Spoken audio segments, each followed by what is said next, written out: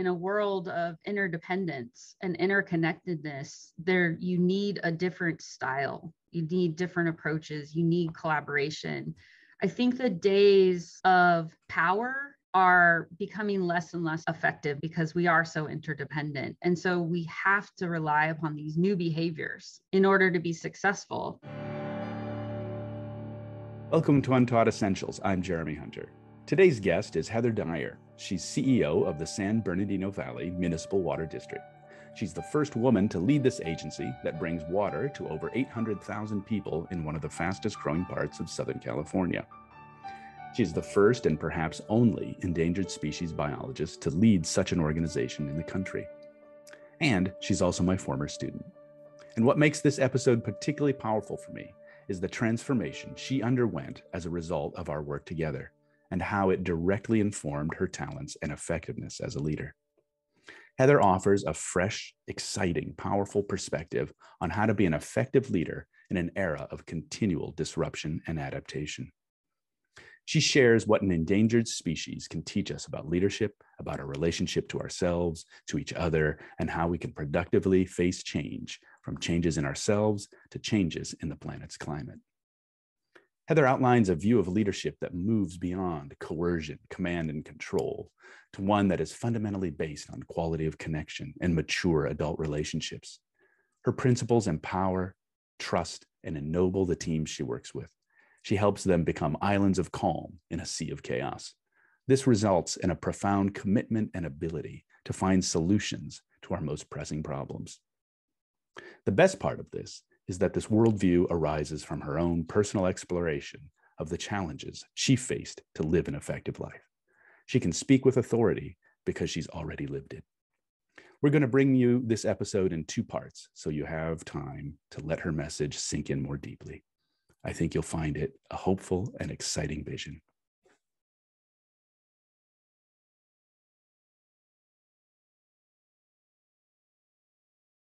Okay, how about we start, if you could just describe in a nutshell, right? Like, who is Heather Dyer and what does she do? Like, what do you do? How did you end up doing this? Well, I'm a CEO and general manager of a water district in Southern California, which is no easy feat. There's a lot of challenges, but I started out in a very different realm of biology, fisheries biology specifically, came to California and became an endangered species biologist in charge of trying to recover a fish in a system with ever decreasing water. So water being the most fundamental need of fish. How do you do that? And that was my first challenge. And so I've been working on that challenge for 11 years now, trying to figure out how to recover the native species of the Santa Ana River using less of the most fundamental resources that they need. Habitat, which includes water, and for fish, gravels and cobbles that are exposed by water, all the different kind of interdependent relationships that a species needs. How do I maintain and improve that, having less to work with? So what is this? What are the fundamental resources this creature needs to survive? How do you maintain that while also providing for the water needs of one of the fastest growing communities in Southern California, right? Yeah. And what is a water district? For those who don't live in Southern California, can you describe what a water district does and why it's important? Yeah, so my agency is actually a wholesale water provider. So we don't deliver water to your faucet in your house. We deliver water to the retail agency that sells you water. So my job is basically to make sure there is enough water for the people within my area, about 800,000 people, forever into the future. So for us, that means we bring water from Northern California. We look at ways we can capture storm flow when it is raining down here. How can we use wastewater that's historically been just put out into rivers and flows down to the ocean? How can we recycle that and use that for groundwater replenishment? So our whole job is to figure out how do we have a reliable, sustainable water supply, which is hard enough.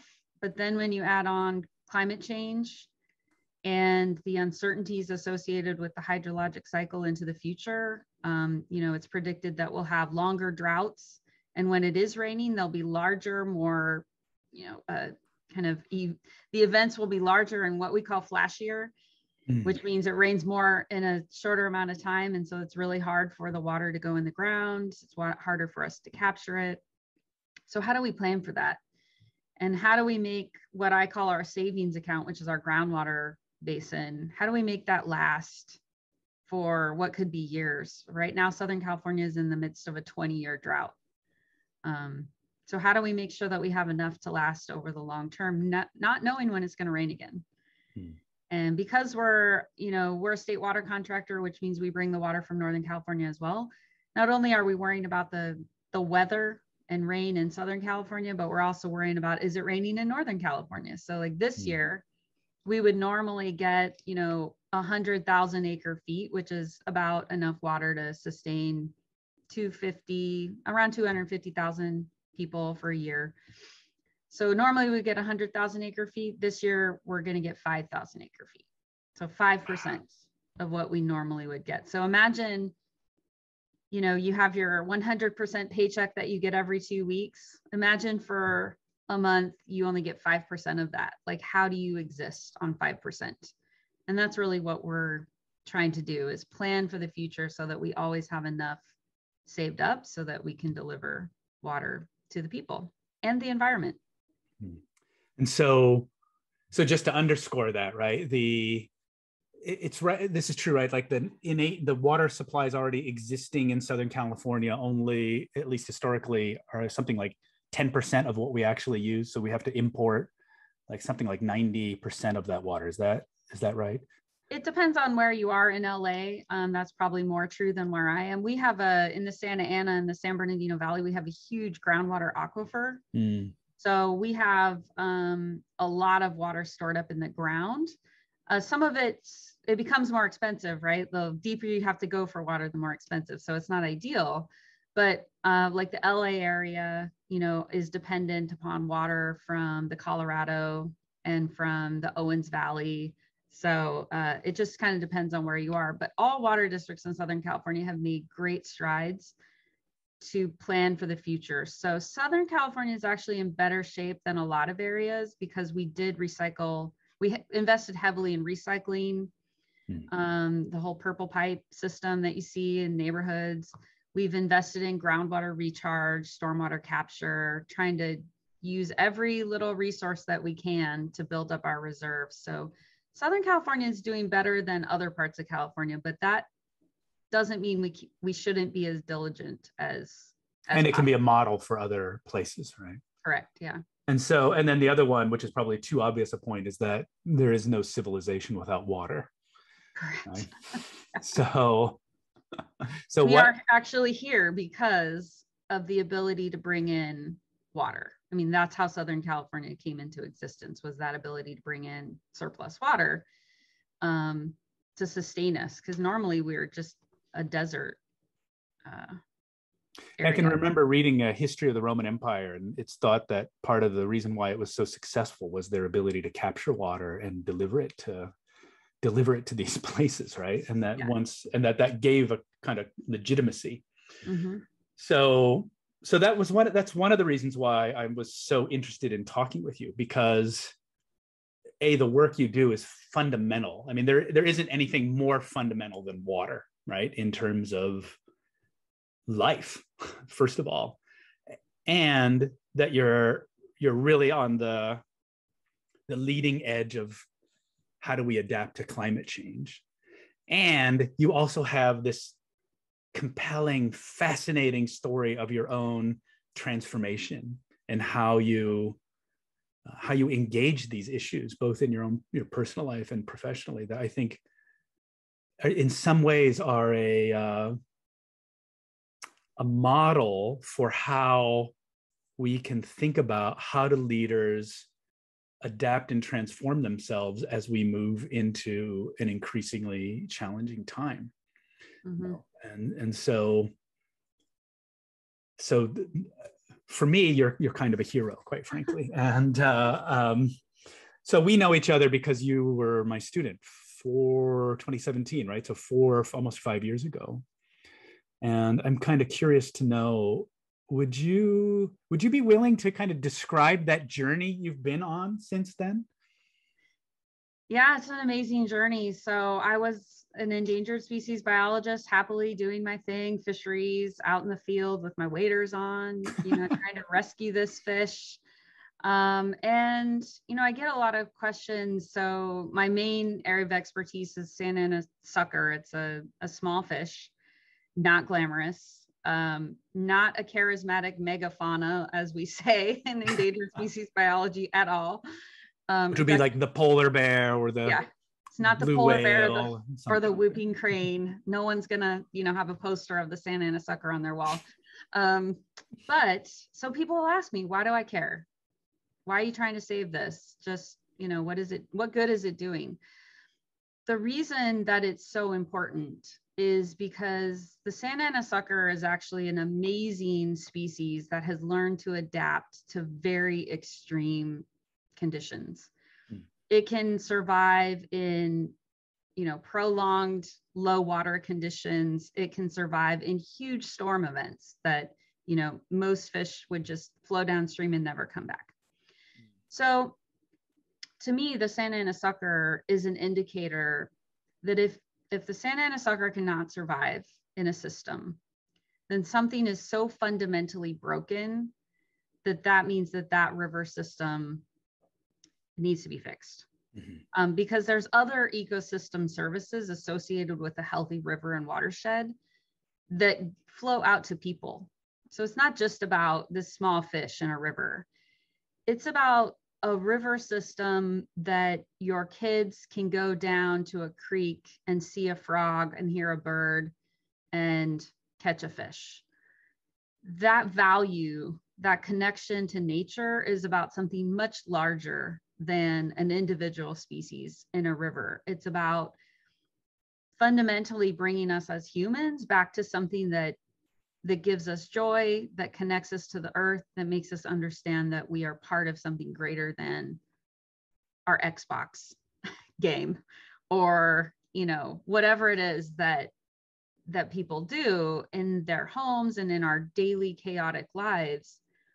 If we can get, especially kids, I'm really passionate about this, getting kids back out in nature and understanding like, this is the earth. And these are all of the ways that earth systems interact with your life, then that has meaning into the future. And that's how I think we can survive and persist and heal the climate, is when that connection is strong and whole. And so, the LA River fundamentally altered in a way that, your kid can't go down to the LA River in very many places and actually see nature. They see concrete and maybe some urban drool going down the middle, maybe some trees and shrubs that manage to grow there.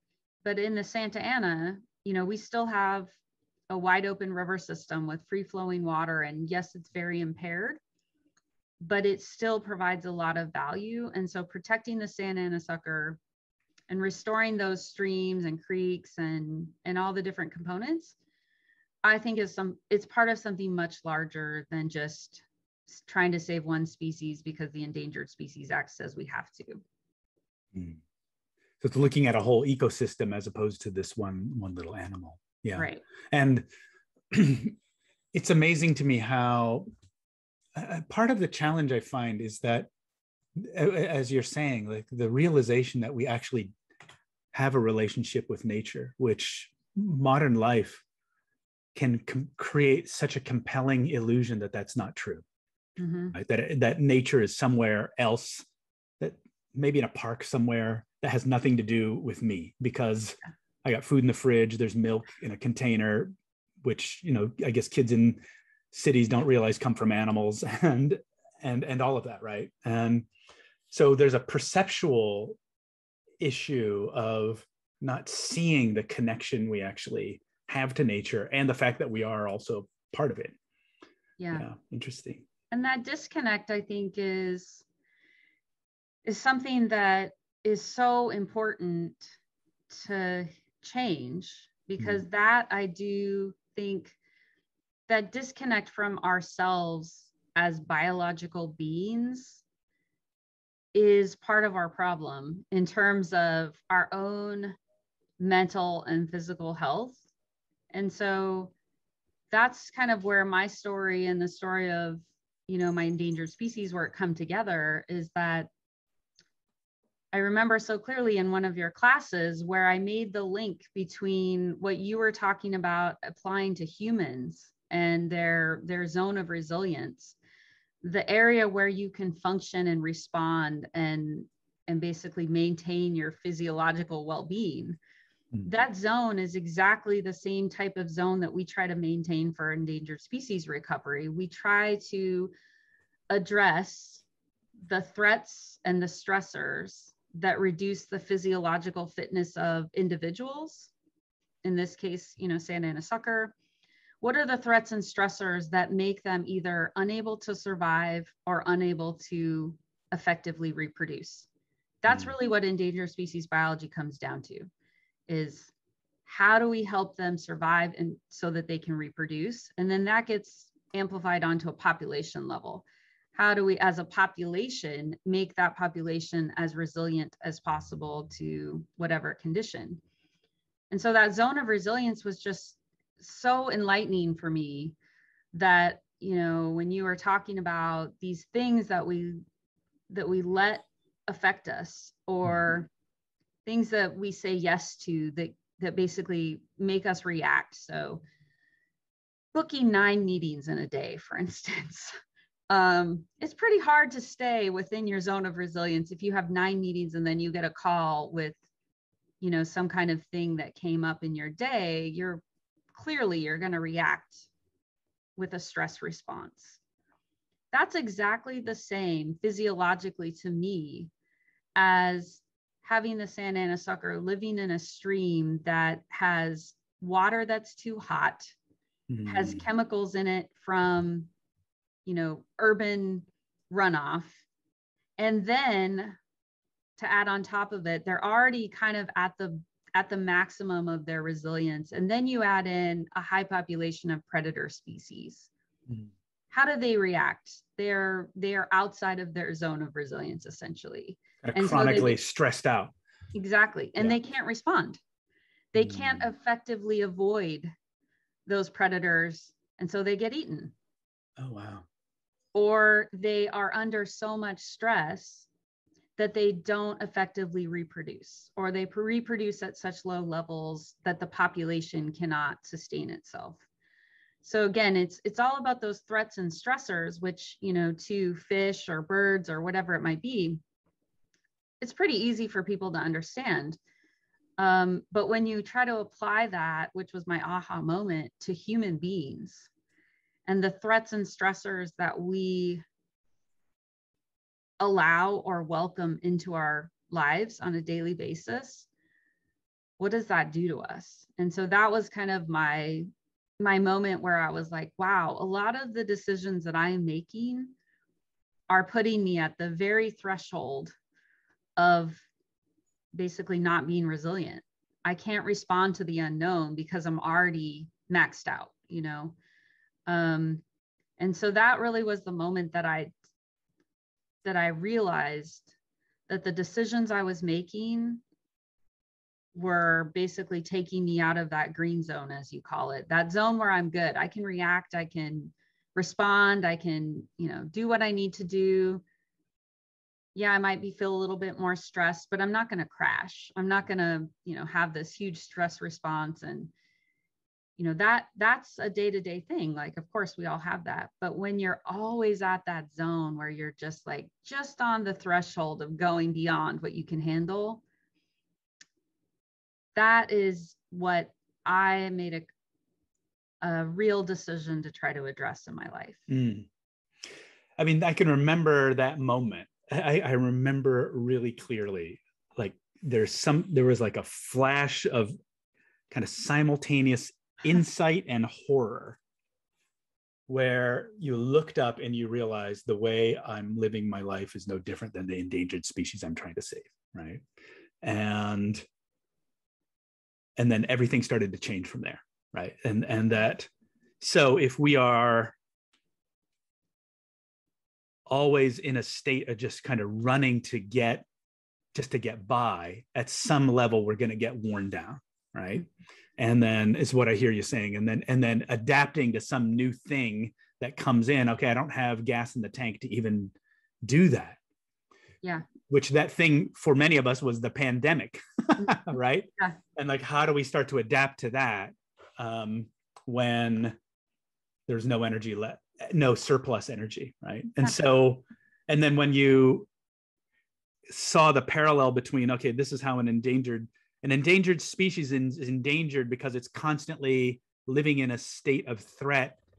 It has predators that are trying to eat it, and it's not reproducing, right? Then that's the actual concrete mechanics of how a species goes extinct, right? Is what I hear you saying. That was fascinating to me to hear that, this is how it actually happens, right? And you can actually take it even more closely linked to something that is a parallel with a human, which again, I feel like a lot of times we forget that we are actually biological beings, just like all the other species on the planet. But is that it's all about biological fitness.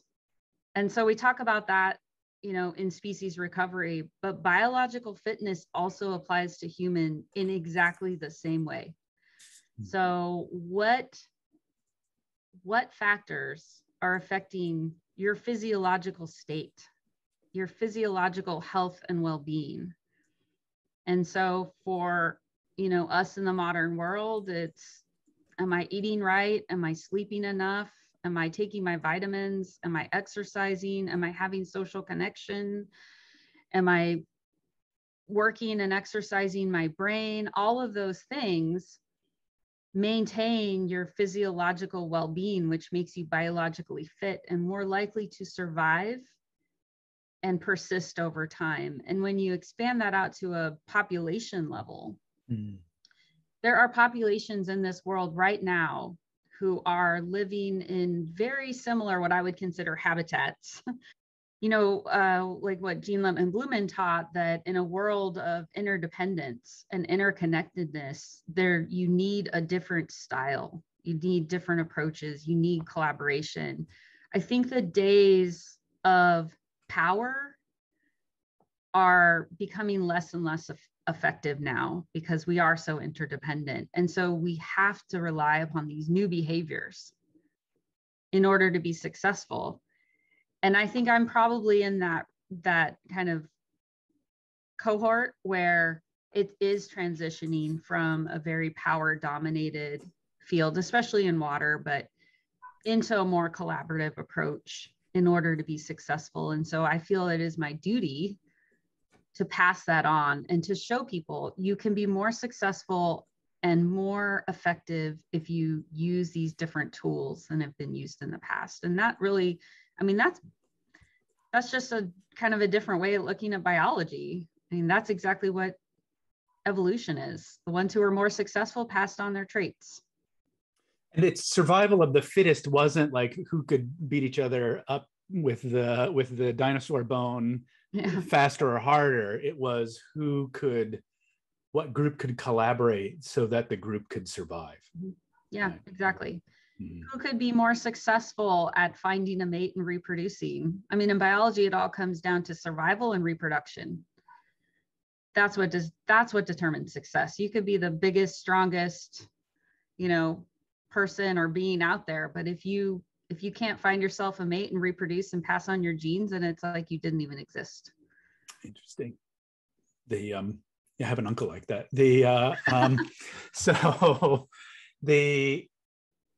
And in some way you're talking also about a cultural evolution of passing along certain ideas or certain ways of working in the world that make us more adaptive. Correct. Like I'm transitioning basically from genetic material into behavioral adaptations.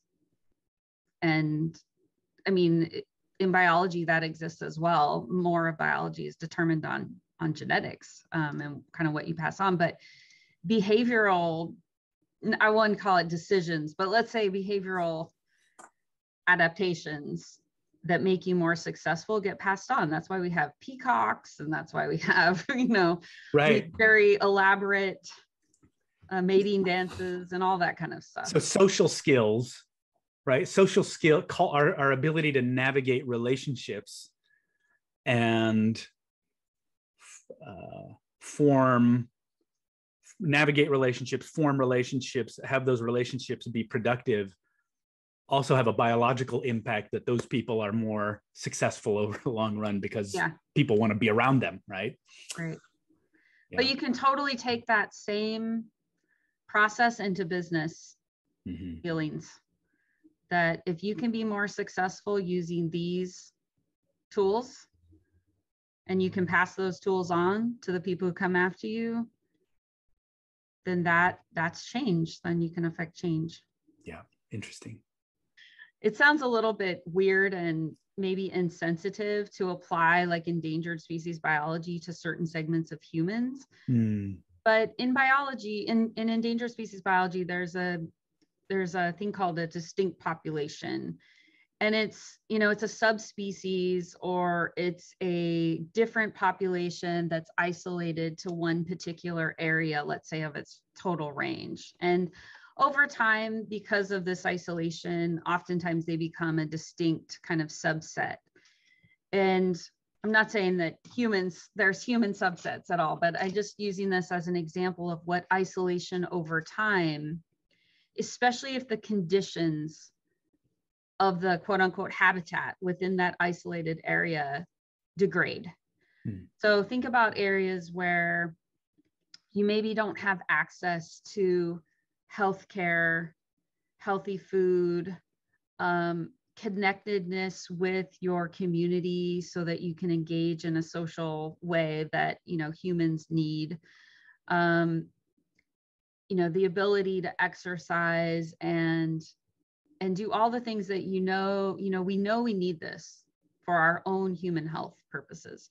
There are segments within the human population where that is diminished, it's degraded.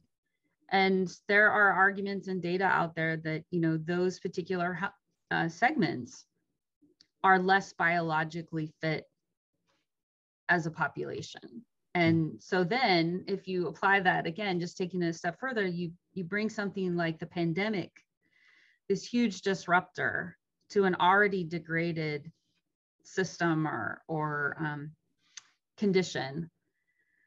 What does that do? It becomes an additional stress and threat that some segments of our population have a hard time responding to. So because the overload is so intense. Yeah. They were already, the population itself, or the people physiologically, were already in a state of distress, physiologically, mentally, whatever it might be, because of this lack of all the things that we know we need. It's exactly the same as when I'm trying to think about how do we recover certain populations. That is especially common in areas that are isolated. Because the conditions can just deteriorate so quickly. So I know it's kind of abstract to think about, but if you just think about human well-being in the context of threats and stressors and our ability to respond physiologically and maintain our well-being, it's the same. And the reason it's the same is because we're biological beings just like all the other species. And so having some kind of margin in your system is what allows a system to adapt at some level, right? Yeah. So can you kind of speak to that from your own experience? Because I remember, first of all, I should say, right, for people who can't see this, who are listening to this, Heather is visibly a very different person than the person I met 4 or 5 years ago, right? I mean, remarkably different to the point where she looks like a different person. And and to me that and how that the new Heather, or the current expression of Heather, is this incredibly vibrant person who understands and I think embraces a sense of her own power and authority, who exudes a kind of elegance, who is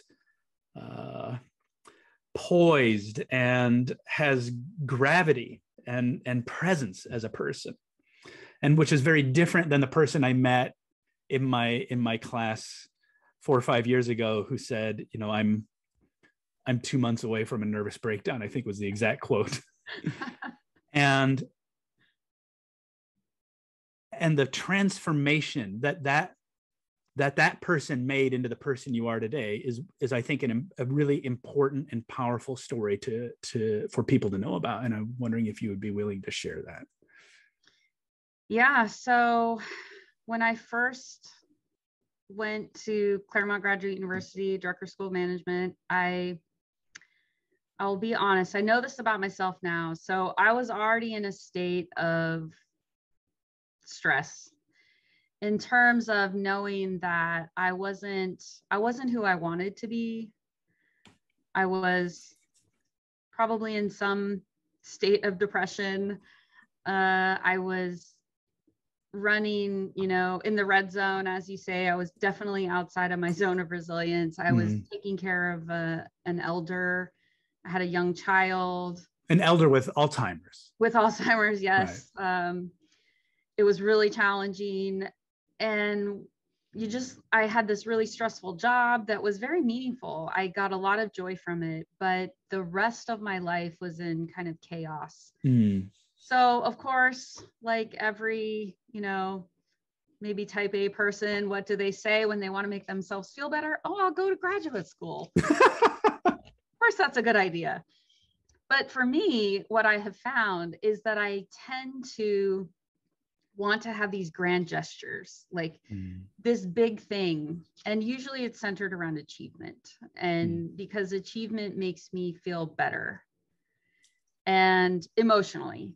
And so I had a goal. My father had passed away, and before he died, we had talked about me going to business school. So I think part of my psyche was saying, oh, I need to do this to achieve this thing that, to prove myself, to my father or something like that. The typical kind of martyr. So I was like, okay, of course I'm going to go to business school and get my MBA. And so I took this on, and it just it ended up saving me, which was the amazing part of this story, is that it helped, you specifically, but Drucker School, it helped me realize how far off course I had gotten in terms of my life and what I wanted to achieve in my life and the things that were important to me. And so through, that first class is when I had this like epiphany that like, wow, I'm really messed up. And I remember he stopped me in the hall in a break and was like, you should consider therapy. And I had never been to a therapist. So I had to Google like what happens in a therapy session. But it worked. I mean, it really helped me. And the things that I was reading about in terms of well-being and just personal growth was actually much more meaningful to me in terms of becoming a true organizational leader than all the other things that I learned, which were also great. But learning that in order to be a leader, like you have to be, or you should be healthy yourself. If you want to be an effective leader, you need to have your own self under control. Manage yourself first, which is, a big thing with Drucker. And so that was just a really big eye-opening event for me, kind of that first year in business school, and taking a look at what is driving these things that's making me so out of balance. And it was things that were very obvious, lack of sleep, too much stress, not eating well, not exercising, not taking any time for myself. But there was more, I would say, more like deeper things that are less intuitive, but are so fundamental, like letting go of anger. That was a huge one for me, is like getting rid of my anger and just kind of letting things go and saying like, I'm okay. I don't need to be angry about these things anymore. They're in the past. That kind of work really opened up my emotional well-being and my energy. Probably more than anything, it changed my energy so that I could then start doing all those other positive things. And it's not easy. I mean, you have to live with intention, because everything in the world wants to pull you away from those healthy habits. And so one thing that I found is really helpful is by trying to share my story and teach others, it comes back and centers me on all those things that I learned. And it helps me employ them on a daily basis, and so trying to pass that on, it helps me more than it, might help anyone else, but that's what keeps me centered. And just because that journey is so extreme, I really think I would have collapsed if I wouldn't have had that aha moment of, I can't do it all. I'm up here in terms of stress. I can't respond. In fact, I remember when my grandmother with Alzheimer's drove her car through the garage. I thought that was going to be the moment, that I broke, but I was able to just kind of pull it back and say like, okay, what are the things that make me physically feel a little bit less stressed and physically feel a little bit better? Let's start doing those things. And then you build on that kind of energy. Yeah. There was something, well, I mean, there were so many things in what you just said. So letting go of drains on energy, right? That are not in a way productive. And productive in this case, we could read it in a biological way, right? It's like not productive in that it's damaging to the body, right? And then I remember we talked about what you just said, this assumption that I have to do it all myself. And which I think many overachievers believe that, right? And you realize that there was a limit to that. We're going to put a bookmark here. And next episode, we'll explore Heather's story of transformation and how she did it. Our intention is for you to use this as a reflection for your own story. You will see that it builds on Bob Walter's insight in episode 11, that a person has not one, but multiple heroic journeys across their lives. You will want to tune in a couple of weeks. See you then. Thanks for listening. If you like what you heard, please subscribe to the podcast. Give us a review and tell us your thoughts. The best thing you can do is share this with someone who would find it interesting and helpful. If you have an idea for other topics you'd like to explore, please let us know. Contact me at info@jeremyhunter.net. Thank you to the multi-talented Mr. Jason Beck for making the magic happen behind the scenes. And our music is the creation of Jeffrey with a G Munger. You can learn more about his work at kettleblackmusic.com.